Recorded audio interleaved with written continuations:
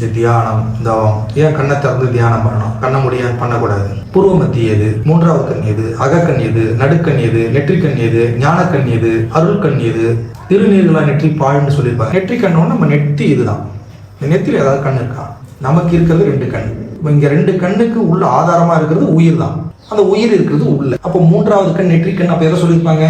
உள்ள இருக்கிற உயிரை தான் சொல்லியிருப்பாங்க. நமக்கு இருக்கிறது 2 கண். இந்த 2 கண்ணுக்கு ஆதாரமா உயிர் ஒளி கொடுக்கக்கூடியது உள்ள இருக்கிற உயிர் ஒளி. இப்போ மூன்றாவது கண் நெற்றிக்கண், நடுக்கண், அகக்கண் அப்படின்னு எதை குறிக்கும்? இப்ப உள்ளதா இருக்க இந்த நெத்தில எதையும் குறிக்காது. நீங்க சிந்திச்சு பாருங்க. ஒரு சபை ஞான சபைன்றாங்க. இந்த ஒளி இருக்கு, இங்க ஒளி இருக்கு. உள்ள போறதுக்கு 9 வாசல் வச்சு இந்த உடம்பை இறைவன் படைச்சிருக்கு. 9 வாசல்னாக்கா ஒவ்வொன்றுக்கும் ஒவ்வொரு வாசலும் ஒவ்வொரு வேலையை கரெக்டா பண்ணிட்டு இருக்கு. இறைவனை போய் பார்க்கறதுக்கும் ஒரு வாசல் இருக்குது. வாசல் வழியா தான் போகணும். இதுக்கு நேரம் உள்ள இருக்குது. நேரம் உள்ள இருக்கிற ஒளி மூன்றாவது கண், நடுக்கண், அகக்கண், நெற்றிக்கண். இருக்கிற கண்ணை நீங்க திறக்கணும், உணரணும், நினைக்கணும் அப்படின்னா எங்க நினைக்க முடியும், எங்க உணர முடியும், எங்க திறக்க முடியும்? இங்க இருக்கிற அந்த உயிர் தானே மூன்றாவது கண், நெற்றிக்கண், நடுக்கண் சொல்றோம். இங்க இருக்கிற ஒளி தானே இரு நாடி வழியா இங்க தெரியுதுன்னா இங்க இருக்கிற ஒளிய எங்க திறப்பீங்க, எங்க உணர்வீங்க, எங்க நினைப்பீங்க? இதே ஒளிதாங்க இரு நாடி வழியா வலது கண்ல இடது கண்ல தொடங்கும். இங்க இருக்கிறவரை நினைக்கணும், இங்க இருக்கிறவரை திறக்கணும், உணரணும். இங்க இருக்கிற உயிர் ஒளி பெரும். இங்க இருக்கிறவங்க இந்த வாசல் வழியா இந்த வாசல் வழியா 2 வழியா தெரியுறாருன்னா இப்ப அவரை எங்க நினைக்கலாம், எங்க உணரலாம், எங்க பெருக்கலாம்? கண்ணுல தானே பெருக்கலாம், கண்ணுல தானே நினைக்க முடியும், கண்ணுல தானே உணர முடியும்.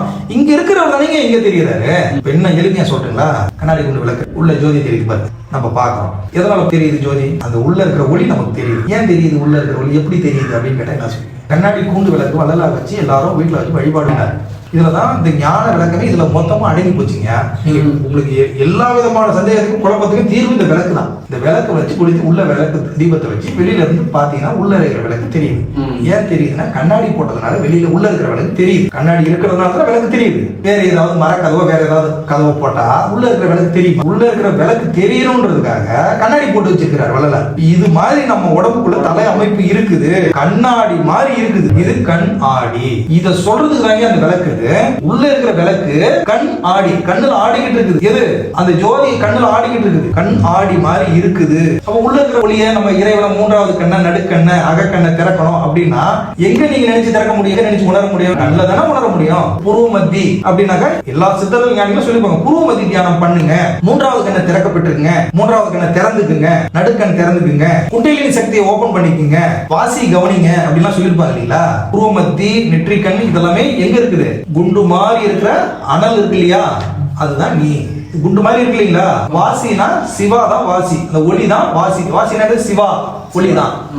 இப்ப இந்த கண்ணில் இருக்கிற ஒளியை நாம நினைந்து உணர்ந்து ஒளி பெருகி தவம் பண்ணும். குரு கொடுக்குறாங்களே உணர்வு, அந்த உணர்வை வச்சு நம்ம பெருகி தவம் பண்ணும் போது அங்க யாரு நடத்துறது? அதை வாசி நடத்தி தருவாண்டின்றார். யார் வாசி நடத்துறது? யாரு? இறைவன் நடத்துவாரு. நாம பண்றது கிடையாது. நான் மூச்சு காத்தை இழுத்து விட்டுக்கின்னு இதை கவனிச்சுட்டு இருக்கிறேன், வாசி பண்றேன், இந்த குண்டலினி சக்கரை இந்த சக்கரத்தை தான் எழுப்பிட்டு இருக்கிறேன் அப்படின்னு நாம பண்றது கிடையாது. எல்லாத்தையும் யார் பண்றது? ஆல்ரெடி இறைவன் தான் பண்ணிட்டு இருக்கிறாரு. ஆனா இப்போ யாரு பண்ணணும்? நாம அவருடைய திருவடியை சரணடைஞ்சு திருவடியே கதி, பாதமே கதின்னு நினைச்சு அந்த உணர்வை பிடிச்சிட்டு சும்மா உட்கார்ந்து தவம் பண்ணிட்டு இருந்தா, அந்த உணர்வுலயே இருந்தா எல்லாத்தையும் யார் நடத்துவா? அவர் நடத்துவார். அவர் கூட நாம ஏதாவது பெட்டரா பண்ணிட முடியுமா?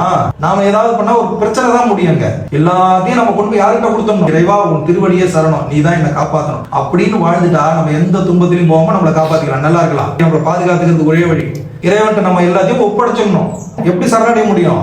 திருவடியில கண் மணியில ஒளிய நினைந்து உணர்ந்து அந்த உணர்வுல நினைக்கணும். நான் நினைக்கிறேன் நான் கண்ணை அப்படி நினைச்சுட்டு கண்ணை நினைக்கிறேன், வெள்ளை விழி இருக்குது, கருவிழி இருக்குது, மணி இருக்குது, ஒளி இருக்குது அப்படி நினைக்கிறது கிடையாது. அப்படி நீங்க நினைச்சீங்கன்னா அதுக்கு பேர் என்ன? கற்பனை. அது இப்ப நான் கண்ணை மூடிட்டு அந்த தியானம் பண்றேன் அப்படின்னாக்கா என்ன பண்ணுங்க? கண்ணை மூடிட்டீங்கன்னா உங்களுக்கு எண்ணங்கள் செயல்படுது, கற்பனை பண்றீங்க நீங்க. இது எல்லாமே கற்பனை, மாயைன்றாங்க. இங்க நாம எதையுமே செய்ய முடியாது, நாம எதையுமே நினைக்க முடியாது. இறைவன் கூட நம்ம நினைக்க முடியாது. அவன் அருளால் அவன் தாள் வணங்கின்னு தான் சொல்றாங்க. அவனுடைய அருள் இல்லாம இறைவன் கூட நம்ம வணங்க முடியாது. அவனுடைய அருள் வேணும்னா எங்க போய் நிக்கணும்? நம்ம திருவடி பாதத்துல போய் நிக்கணும். எப்படி நிக்கணும்? குரு கொடுக்கிற உணர்வை அந்த உணர்வை வச்சுட்டு நின்னீங்கன்னா மற்றது எல்லாம் தானா நடக்கும். நாம எதுவுமே பண்ண தேவை. இந்த உணர்வு தான் இறைவன், உணர்வின் மூர்த்தியா இருக்கிறாரு. அந்த உணர்வுன்ற ஒரு விஷயத்தினால மட்டும்தான் இறைவனை நாம நினைக்கவே முடியும். நம்மளால இறைவனை கூட நினைக்க முடியாது. எப்படி நினைப்பீங்க நீங்க? தலைக்குள்ள இருக்கிறாரு, ஒளியா இருக்கிறாரு, ஜோதியா இருக்கிறாரு அப்படின்னு நீங்க நினைக்கிறீங்கன்னா கற்பனை தான் நம்ம பண்ணுவோம். நினைக்க முடியுமா? அறிவுபூர்வமா நினைக்கணும்னா எப்படின்னா அந்த ஒளியை நம்ம அந்த ஒளி பெருகும் போது அதை உணர்றோம். உணர்வுனா என்னது? அந்த ஒளி பெருகும் போது அந்த சுடுது இல்லையா, எரியுது இல்லையா கண்ணில், அந்த எரிச்சல் ஏற்படும் போது குறு குறுன்னு ஒரு வழி ஏற்படுது இல்ல. அந்த ஒளி பெருகும் போது அப்ப நீங்க யாரை உணர்றீங்க, யாரை நினைக்கிறீங்க?